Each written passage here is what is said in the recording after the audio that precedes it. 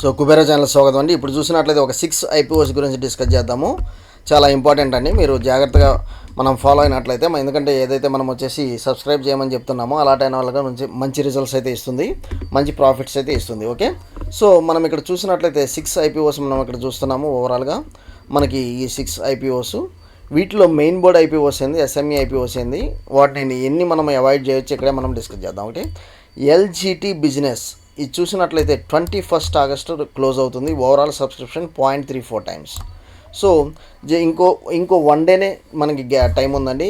0.34 అనేది నెగ్లిజిబుల్ కాబట్టి ఇది ఇక్కడే మనం అవాయిడ్ చేద్దాం. ఓకే, నెక్స్ట్ జెమ్ ఆరోమాటిక్స్ ఇది చూసినట్లయితే just 2.9 times main board IPO అనేది సబ్స్క్రిప్షన్ అయింది. దీన్ని తీసుకోవచ్చా లేదా అనేది కూడా మనం చూద్దాము. ఓకే, నెక్స్ట్ సో ఇది ఒక మెయిన్ బోర్డ్ ఐపీఓ కాబట్టి బాగానే సబ్స్క్రిప్షన్ అయితే అయిందండి Gem Aromatics. Okay, next Patel Retail ఇది చూసినట్లయితే మనకి మెయిన్ బోర్డ్ ఐపీఓ ఇది రేపు క్లోజ్ అవుతుంది అండ్ నియర్ అబౌట్ 20 టైమ్స్. ఇంకా 1 డే పెండింగ్ ఉంది. మెయిన్ బోర్డ్ ఐపీఓకి ఇంత డిమాండ్ ఉంటామంటే, సో ఆఫ్టర్ ఒక మనకి వ్యారీ ఎనర్జీస్ వీటి తర్వాత మళ్ళీ ఇదే చూస్తున్నానండి. చాలా హెవీ డిమాండ్ అయితే ఉంది Patel retail 20 times. And Sreeji shipping చూసినట్లయితే 6.6 టైమ్స్. సో ఇంకా 1 డే పెండింగ్ అయితే ఉంది. విక్రమ్ సోలార్ చూసినట్లయితే 4.57 టైమ్స్, ఈవెన్ 1 డే పెండింగ్ అయితే ఉంది క్లోజింగ్కి. అండ్ మంగళ్ ఎలక్ట్రిక్ మనకు వచ్చేసి ఇంకా 2 డేస్ అయితే ఉంది. సో నేను ఇప్పుడు ఏంటంటే జస్ట్ మనకి 1 డే అనేది పెండింగ్ ఉన్న కంపెనీస్ అనేది టిక్ చేస్తాను. సో 1 డే పెండింగ్ ఉన్న కంపెనీస్ ఏంటంటే మనకి Gem Aromatics, Patel Retail, Shreeji Shipping, Vikram Solar.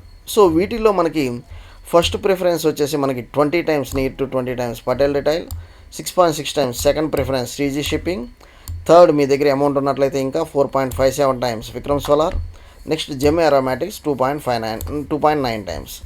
So మనకి ఏది అప్లై చేస్తే ఎంత అమౌంట్ వస్తుంది ఏందనేది మనం తర్వాత చూద్దాము. ప్రస్తుతం వచ్చేసి వీటి తీసుకోవచ్చా లేదా అనేది ఒకసారి ఫైనాన్షియల్స్ ఒకసారి డిస్కస్ చేద్దాం. ఓకే, సో ఎందుకంటే మనకు సబ్స్క్రిప్షన్ ద్వారానే మనం చెప్పలేము, ఒకసారి ఫైనాన్షియల్స్ కూడా డిస్కస్ చేద్దాం. పటేల్ రిటైల్ ఇది ఒక మల్టీ చైన్ కంపెనీ అన్నట్లుగా మనం ఇక్కడ చూపిస్తున్నాము. Super markets multi chain company. So ఇది మనం చూసినట్లయితే ఫైనాన్షియల్స్ అనేది చాలా స్ట్రాంగ్గా కనిపిస్తుందండి. మనం క్రోర్స్లో డిస్కస్ చేస్తున్నాము. 2023లో revenue 1000 crores, expense 1000 crores, profit after tax 16.38 crores, assets 303 crores ఉంది. 2024లో మనకి రెవెన్యూ తగ్గింది, సో ఎక్స్పెన్స్ కూడా తగ్గిందండి. సో ఎక్స్పెన్స్ తగ్గడం అనేది మనకి plus point. Profit after tax అయితే మనకి పెరిగింది, అసెట్స్ కూడా పెరగడం చూస్తున్నాము. 2025లో మనకి రెవెన్యూ కొంత పెరిగింది when compared with previous year. Expense slight, so almost neutral అని చెప్పొచ్చు when compared with previous year. And profit after ట్యాక్స్లో కూడా మంచి ఇంప్రూవ్మెంట్ ఉంది, అసెట్స్లో చాలా మంచి ఇంప్రూవ్మెంట్ అయితే మనకు కనిపిస్తుంది. సో ఓవరాల్గా మనకి ఎక్స్పెన్స్ అయితే తగ్గుతుంది అండ్ ప్రాఫిట్ ఆఫ్టర్ ట్యాక్స్ పెరుగుతుంది. ఇది ఒక వెరీ గుడ్ సిగ్నలింగ్ అండి, వెరీ గుడ్ సిగ్నలింగ్. సో అందువల్ల వచ్చేసి దీనికి 19 టైమ్స్ అనేది సబ్స్క్రిప్షన్ అయితే అవ్వడం చూస్తున్నాము. Next Sreeji shipping. సో ఇది ఒక లాజిస్టిక్ కంపెనీ అన్నట్లు చూస్తున్నాము, మెయిన్గా షిప్పింగ్ ద్వారా అండ్ షిప్స్ ద్వారా. ఇది వచ్చేసి ఇన్ క్రోర్స్లో మనం ఫైనాన్షియల్ చూసినట్లయితే 2023 మనకి profit after tax 118.89. Okay, so revenue చూసినట్లయితే మనకి రెవెన్యూ ఫస్ట్ మంచిగానే ఉంది, ఎక్స్పెన్స్ 671 crores ఉంది, అసెట్స్ 600 crores ఉంది. 2024 చూసినట్లయితే రెవెన్యూలో కొంత స్లైట్ తగ్గింది మనకి, ఎక్స్పెన్స్ కూడా బాగా మనకి తగ్గుదల చూస్తున్నాము. కాకపోతే ప్రాఫిట్ ఆఫ్టర్ ట్యాక్స్లో ఎలాంటి మనకి ఎఫెక్ట్ అయితే కనపడలేదు, ఇంప్రూవ్మెంట్ అయితే కనపడింది, ఎందుకంటే ఎక్స్పెన్స్ అనేది బాగా తగ్గింది కాబట్టి. అసెట్స్లో జస్ట్ 10 crores హెవీగా ఉంది. నెక్స్ట్ 2025లో మనకి రెవెన్యూ అనేది పడింది, రెవెన్యూ పడింది, ఎక్స్పెన్స్ అయితే బాగా పట్టడం చూస్తున్నాము. అందువల్ల ప్రాఫిట్లో ఏమాత్రం మనకి నెగిటివ్ రిజల్ట్స్ అయితే లేదు, మంచి పాజిటివ్ పికప్పే ఉంది. సో అసెట్స్లో అయితే మంచి మూమెంటం అయితే ఉంది. ఓకే, మంచి మూమెంటం అయితే ఉంది. సో మనకి ఓవరాల్గా ప్రాఫిట్ ఆఫ్టర్ ట్యాక్స్ అనేది ఓవరాల్గా అసెండింగ్ ఆర్డర్లోనే ఉంది కాబట్టి సో నెక్స్ట్ దీనికి వచ్చేసి మంచి సబ్స్క్రిప్షన్ అయితే ఉంది. ఓకే, నెక్స్ట్ విక్రమ్ సోలార్ చూద్దాము. సో ఇది ఒక రెన్యూబుల్ ఎనర్జీ కంపెనీ అన్నట్లు మనం చూస్తున్నాము. చాలా కంపెనీస్ వస్తున్నాయండి. సో రెన్యూబుల్ ఎనర్జీ మీద చాలా కంపెనీస్ వస్తున్నాయి.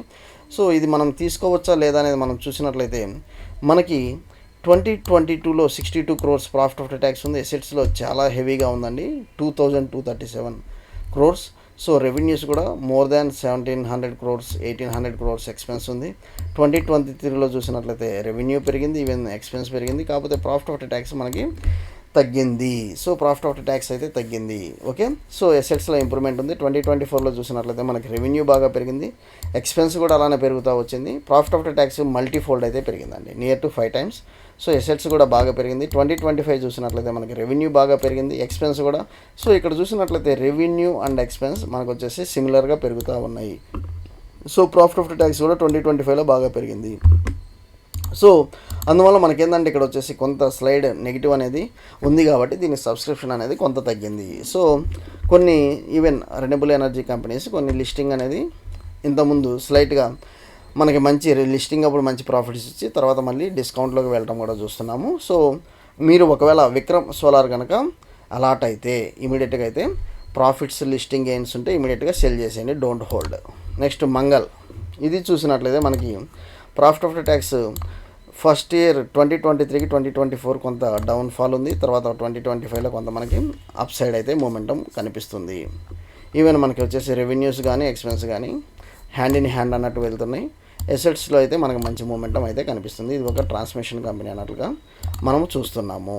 ఓకే, సో ఇది ఒక ట్రాన్స్మిషన్ కంపెనీ అన్నట్లుగా మనం చూస్తున్నాము. ఇప్పుడు ఒకసారి గ్రే మార్కెట్ ప్రీమియం చూస్తాము. పటేల్ రిటైల్ ఇక్కడ చూసినట్లయితే మనకి, సో పటేల్ రిటైల్ చూసినట్లయితే మనకి ఇక్కడ చూడండి, పటేల్ రిటైల్ వచ్చేసి జస్ట్ మనకి నియర్ అబౌట్ 20% చూస్తున్నాము. విక్రమ్ సోలార్ 15% చూస్తున్నాము. జెమ్ ఏరోనాటిక్స్ వచ్చేసి సింగిల్ డిజిట్ చూస్తున్నాము. మంగల్ ఎలక్ట్రిక్స్ సింగిల్ డిజిట్ చూస్తున్నాము. అండ్ ఇంకోటి చూసినట్లయితే శ్రీజీ షిప్పింగ్ 12.30. సో ఓవరాల్గా మనకు చూసినట్లయితే మెయిన్ బోర్డ్ ఐపీఓ అంటే నియర్ అబౌట్ 15,000 ఇన్వెస్ట్మెంట్ అయితే కావాలి. దేనికైనా మనకు 15,000 ఇన్వెస్ట్మెంట్ అయితే కావాలి. ఒకవేళ మీ దగ్గర అమౌంట్ ఉంటే మాత్రం ఈ టాప్ 3 అయితే కంపల్సరీ అప్లై చేసుకోండి. సో నియర్ అబౌట్ 15,000 ఉంటే ఎవ్రీ దానిలో 1 లాట్ అయితే మీరు అప్లై అయితే చేయండి. ఓకే, సో థ్యాంక్ యూ అండి. వీడియో నచ్చినట్లయితే like, share, subscribe and refer to your friends to subscribe. Thank you అండి.